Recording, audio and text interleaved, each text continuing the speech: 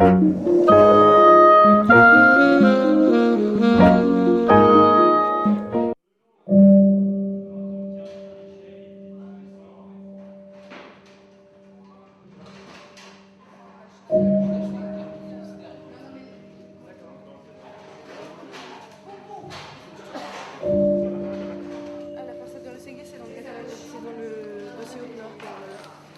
de Lucie. D'accord, donc il faut la mettre en plus. Ouais, tu peux me la récupérer?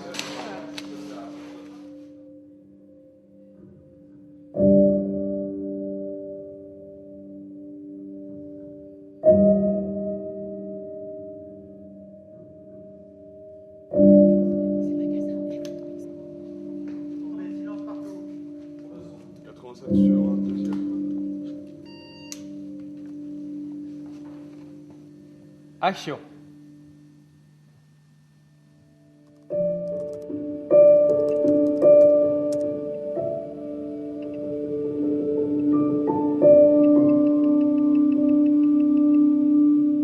Dans le film Ce que mes yeux ont vu, Lucie, une jeune étudiante, enquête sur les œuvres du peintre Watteau.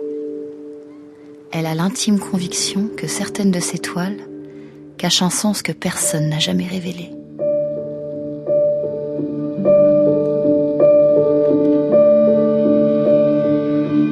C'est pas en étudiant Watteau que j'ai eu l'idée du film, mais c'est en travaillant sur l'iconographie en fait, et l'iconographie de la peinture de la Renaissance en particulier. Et là, ça m'a complètement passionné. Et je me suis rendu compte en fait que dans les tableaux, c'était un peu comme des enquêtes policières en fait. C'est qu'il y avait des objets qu'on essayait de décrypter, des parties de tableaux qu'on essayait de décrypter, et qui berçaient des dizaines et des dizaines d'années de gens qui étudient là-dessus. Et donc je me suis dit, j'étais déjà très passionné par le cinéma, et je me suis dit, il y a un matériau très intéressant à travailler par rapport à l'image et par rapport à ce côté enquête. Un chercheur enquête comme un enquêteur de police, quoi. C'est pareil. Il va prendre des petits morceaux par-ci, par-là. Il va essayer de recouper les éléments par rapport à la vie du peintre. On enquête sur des petits bouts de choses et on essaye de refaire une totalité. Donc ça, je me suis rendu compte que c'était vachement intéressant. Et il y a aussi une autre chose, c'est que dans les tableaux, il y a l'avant-plan, le premier plan, l'arrière-plan. Et souvent, dans les arrière-plans, il y a encore quelque chose qui se dit. Et donc, il y a encore quelque chose à décrypter. Et donc, on est vraiment dans un rapport perspectif et dans un rapport de où se trouve là le code, où se trouve ce que le peintre a voulu dire, qu'est-ce qu'il est en train de dire d'autre en même temps et tout ça. Donc, depuis très longtemps, la peinture, voilà, je trouve que c'est un décodage et donc ça a quelque chose à voir avec le cinéma.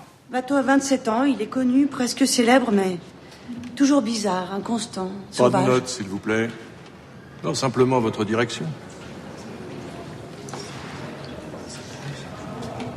Durant cette période, il réalise des esquisses sur le vif. Cette femme est la plupart du temps vue de dos. Elle a inspiré de nombreux tableaux de Watteau. Jusqu'à aujourd'hui, personne n'a découvert qui était cette femme. Peut-être était-ce une comédienne, peut-être une servante. On l'ignore. J'avais travaillé sur Watteau, donc, et c'est vrai que j'étais assez passionné par cette figure des femmes de dos, et puis Watteau est célèbre pour ça, parce qu'il a vraiment beaucoup été... il y a eu beaucoup de travail, beaucoup d'enquêtes sur qui est cette femme, pourquoi, est-ce que c'est la même femme, est-ce que c'était une comédienne, est-ce que c'était Charlotte Desmarres qui a vraiment existé, est-ce que c'était une servante on disait que réellement il avait des ateliers secrets dans Paris, réellement il disparaissait pendant plusieurs jours, réellement il était très taciturne, en même temps très célèbre, donc ça a beaucoup alimenté d'interrogations sur lui, sur son parcours. Et donc, il a fallu faire un gros travail de recoupement.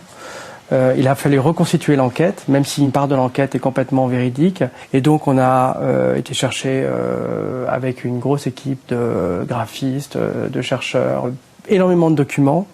C'est-à-dire que l'enquête que développe Lucie dans le film, il était essentiel qu'elle tienne debout.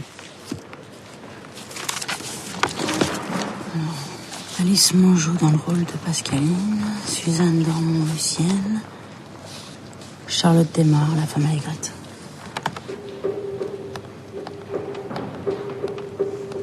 dans cette recherche théâtre, on a cherché aussi à orienter l'œil du spectateur, et donc par l'œil de Lucie, on a cherché à les guider vers cette idée que Watteau reproduisait une femme régulièrement de dos, et que cette femme était Charlotte Desmarres, femme qui l'avait plus ou moins rejetée, et qui continuait quand même à peindre par amour à son insu. Et le but aussi, c'était de montrer cette présence récurrente de cette femme de dos, surtout dans les scènes de théâtre. Rechercher aussi les esquisses de Watteau qui montrent des femmes de dos. Donc on en a trouvé un certain nombre qui sont visibles dans le film.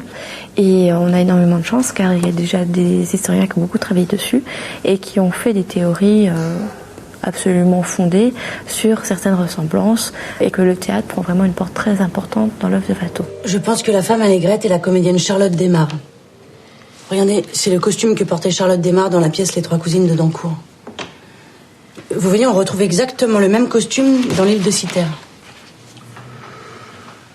Ouais, vous commenciez à voir et vous êtes redevenu aveugle.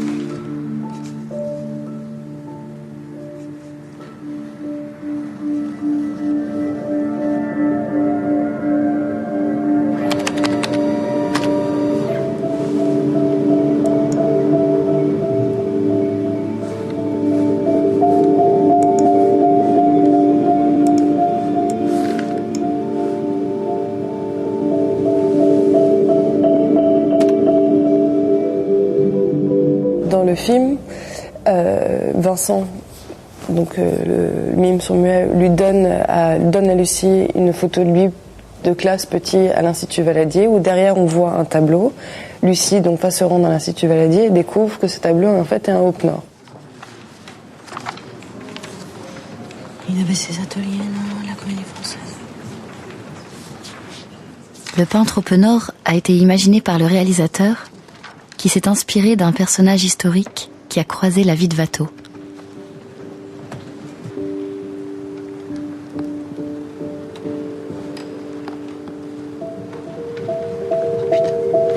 J'ai identifié le fou dans l'enseigne. C'est un tableau d'Hoppe-Nord. Hoppe-Nord est un petit maître du 18e qui passe sa vie à la Comédie Française. Watteau à l'époque est connu mais un peu coincé. Hoppe-Nord l'emmène à la Comédie Française et lui permet d'approcher Charlotte Desmarres. C'est du roman. Tous les tableaux représentés dans l'enseigne font référence à des peintres que Watteau vénérait. Que vient faire là un petit maître du 18e oublié comme Hoppe-Nord? Ça prouve simplement que Gersaint avait un Hoppe-Nord dans sa boutique. La précision est assez hallucinante. Ouais, c'est précis. Ouais, je trouve qu'elle est pas mal du tout.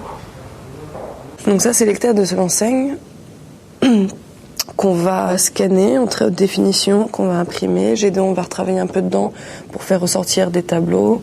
On va réincruster d'autres tableaux pour faire les liens. Et tout ça, et pas le retravailler, mais disons les tableaux qui sont au fond, parce qu'il y a énormément de tableaux, peut-être les faire ressortir un peu plus, justement incruster l'Hoppe-Nord dans ce tableau, etc.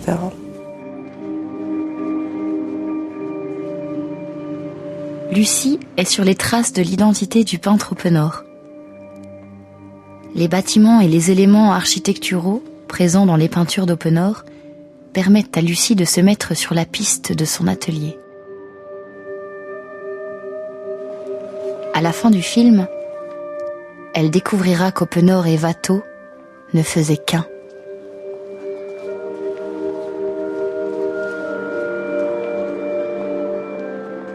L'équipe a repéré dans Paris les bâtiments figurant dans des peintures d'époque, pour justifier et reconstituer la localisation de l'atelier fictif d'Hoppe-Nord.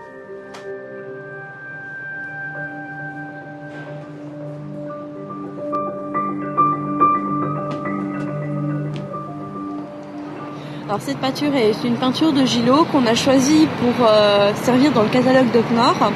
Elle présente l'avantage d'avoir 3 éléments très caractéristiques dans l'architecture, qui sont le clocher à l'extrême gauche de la peinture qui ressemble énormément à celui de Saint-Sulpice, un clocher qui se trouve à l'arrière du tableau qu'on a du mal à décerner, qui peut correspondre à celui de Saint-Germain-des-Prés, et un dôme qui se trouve à l'extrémité plutôt droite, qui lui rappellerait donc le dôme de l'Institut de France actuel. La ligne imaginaire qu'on a tracée entre ces trois points va permettre à Lucie de situer à peu près au départ le quartier où se situe l'atelier d'Op-Nord. Donc c'est un premier rapprochement pour qu'elle se dirige directement vers le quartier de Saint-Germain-des-Prés, et ensuite au fur et à mesure avec les autres indices qu'elle va trouver dans les tableaux, elle va se rapprocher de l'atelier en lui-même.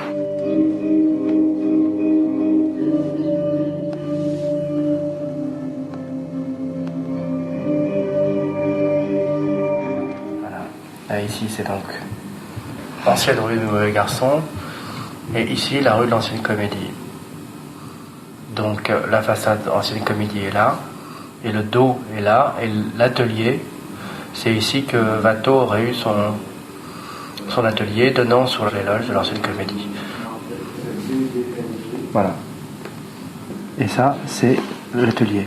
Et donc là, ici, de cette fenêtre-là, Watteau aurait eu la vue sur cette façade-là.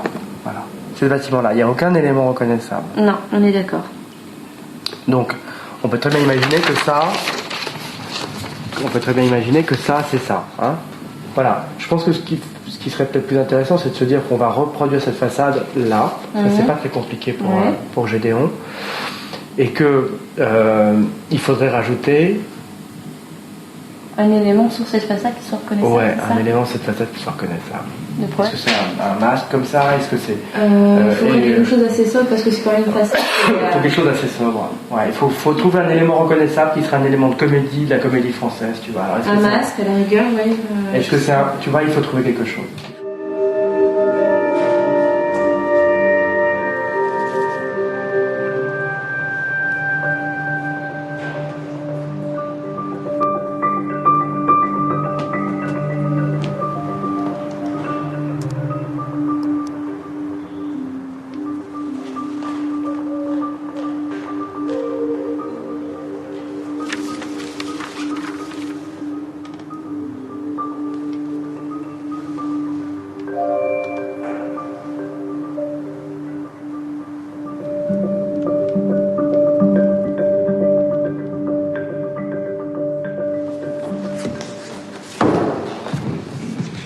En nu gaan we over tot dit schilderijtje van de schilder Oppenor.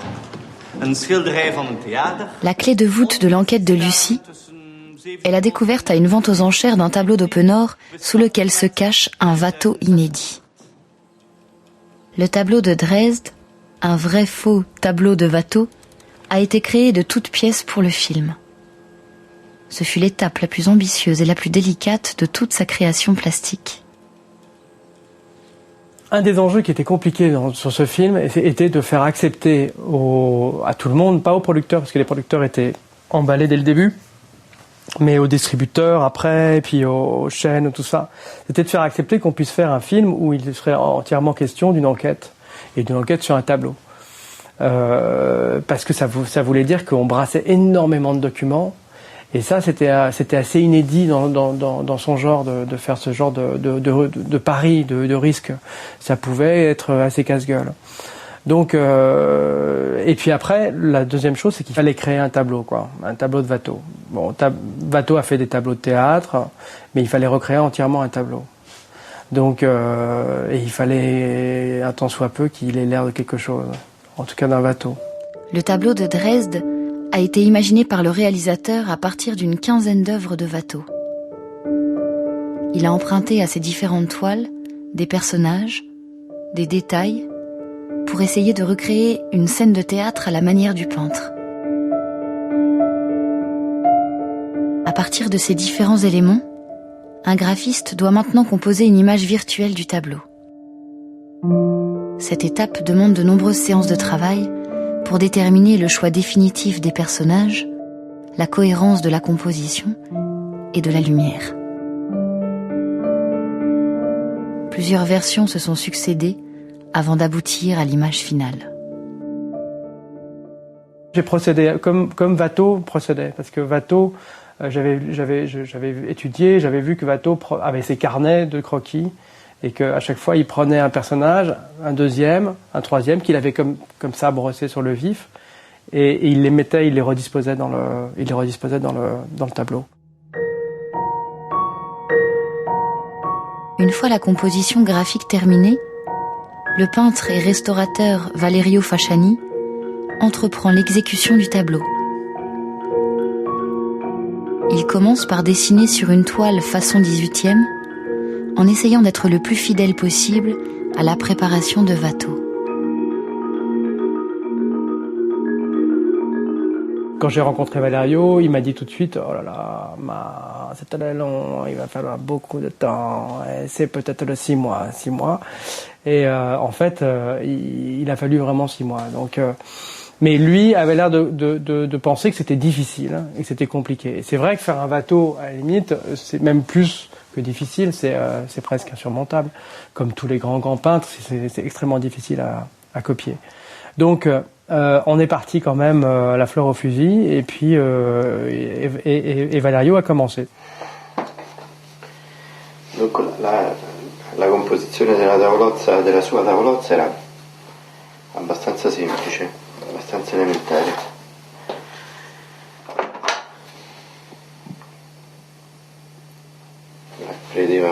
Prevedeva un bianco e ovviamente oggi non è più lo stesso perché il suo era bianco di piombo. Poi c'era un blu di Prussia, immancabile per lui. Non era una tavolozza ricca come composizione, ma era una tavolozza ricca come esiti, come risultato.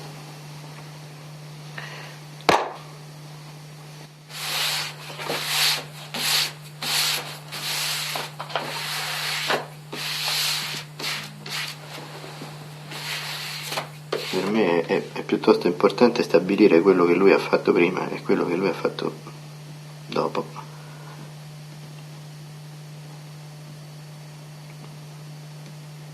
In linea di massima quello che lui fa è un tono intermedio come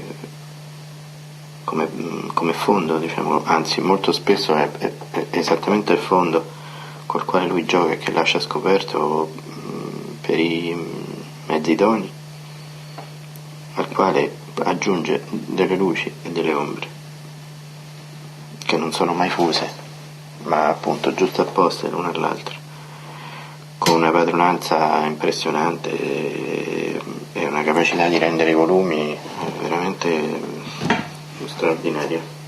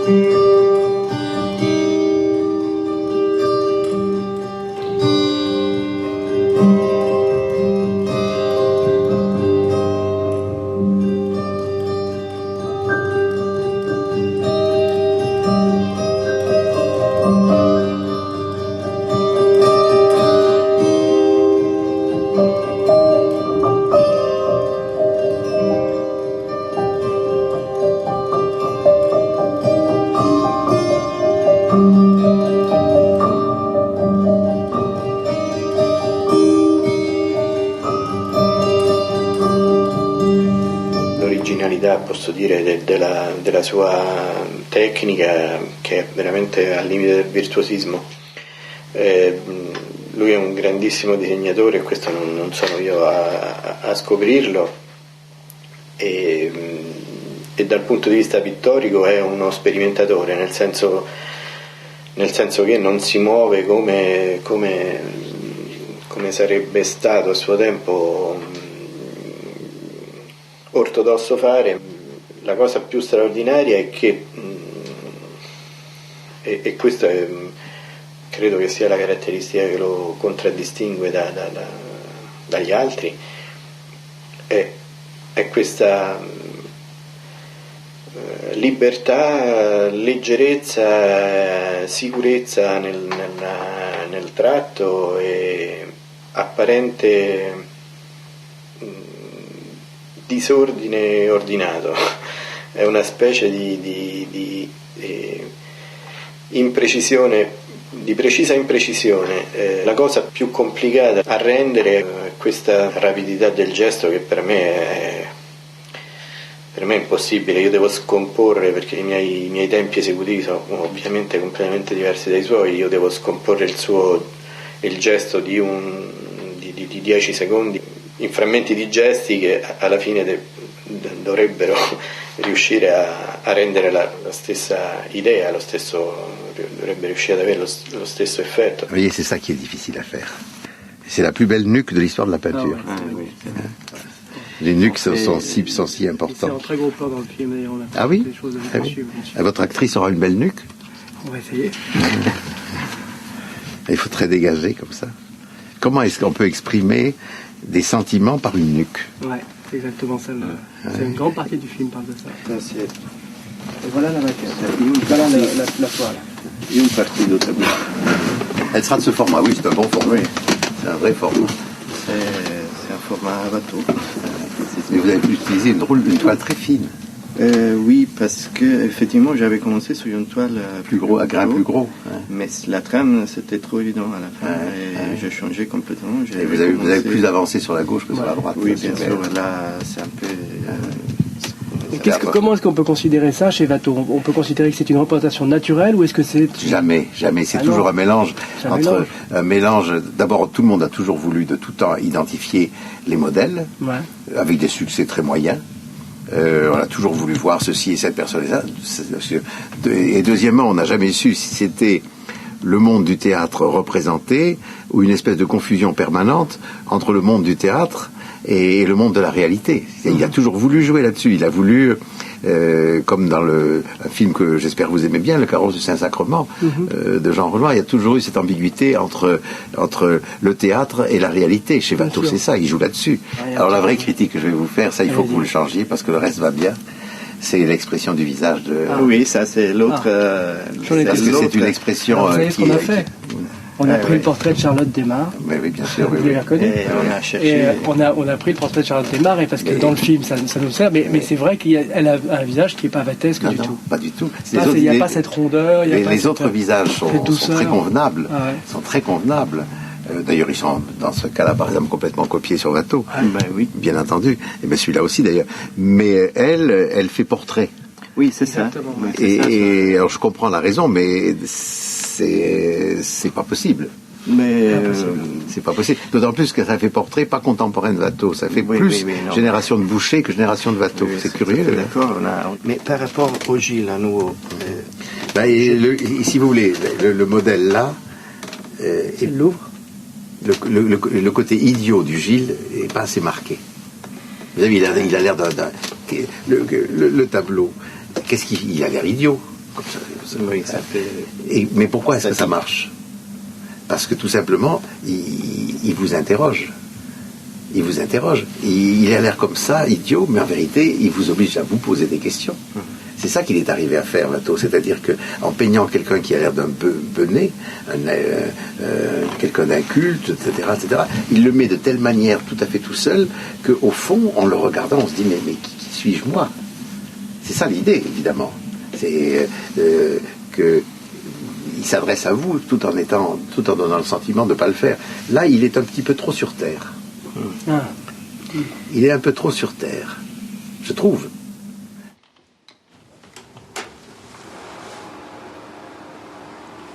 Que voyez-vous? Le Gilles du Louvre. Et plus simplement. On pense qu'il s'agit de Pierre Latorellière qui était comédien à la Comédie Française. Non, pas ça. Que voyez-vous? Soyez élémentaire.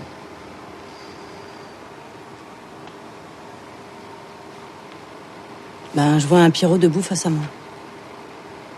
Quoi d'autre?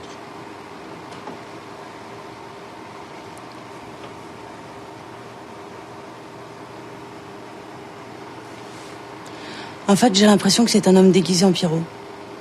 Et qu'est-ce qui vous fait dire ça?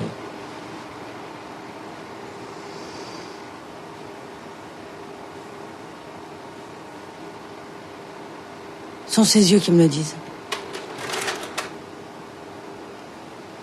Quoi d'autre? Ses mains. Et puis?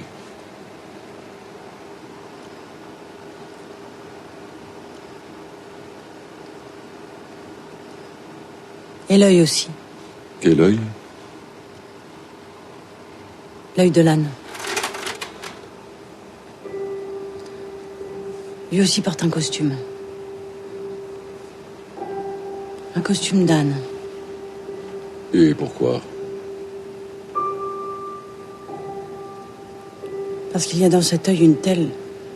Une telle? Une telle humanité. Et qui donc est cet œil qui ne regarde que nous, Lucie?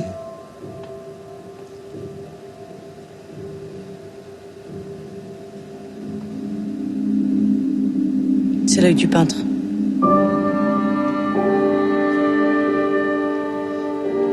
Parce que l'âne voit tout et que personne ne peut le voir.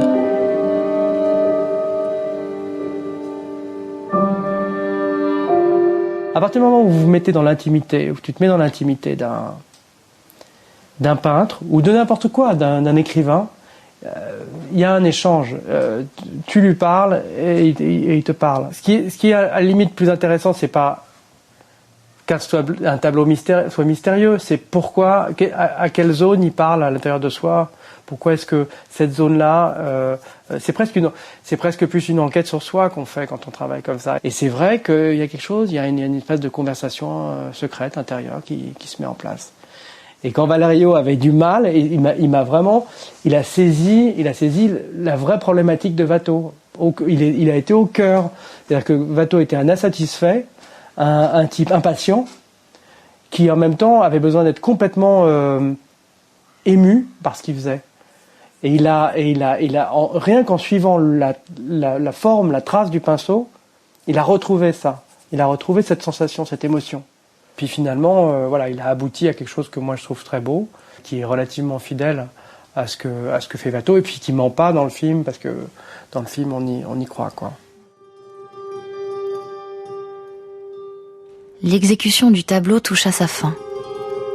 Le peintre doit maintenant le vieillir. Autrement dit, fabriquer des craquelures véritables, assombrir les couleurs selon l'âge supposé du tableau et son état de conservation.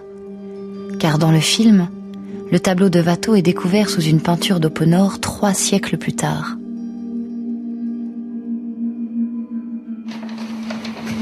Allora, adesso il quadro è finito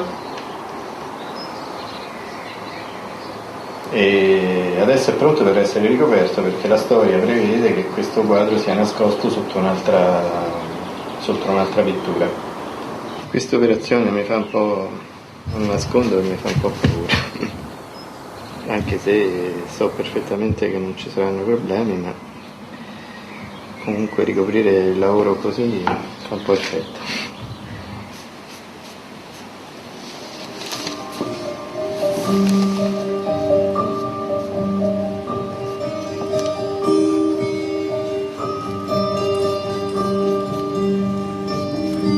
C'est là l'étape la plus périlleuse, car le repeint sera ôté en une seule prise pour la scène finale du film.